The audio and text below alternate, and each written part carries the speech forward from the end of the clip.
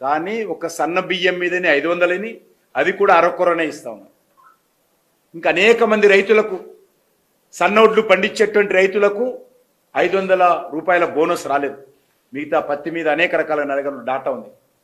ఎక్కడ కూడా 10 పంటల మీద బోనస్ అన్నాడు, ఇంతవరకు ప్రారంభమే కాలేదు.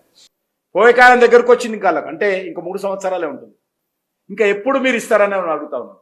మీరు ఇచ్చినటువంటి హామీలు ఎప్పుడు అమలు చేయబోతున్నారో ఈరోజు ఈ 2 సంవత్సరాలు పూర్తయిన సందర్భంగా ఏ ఒక్క సభలోనైనా ఎందుకు రేవంత్ రెడ్డి చెప్పడం లేదు అడుగుతాను.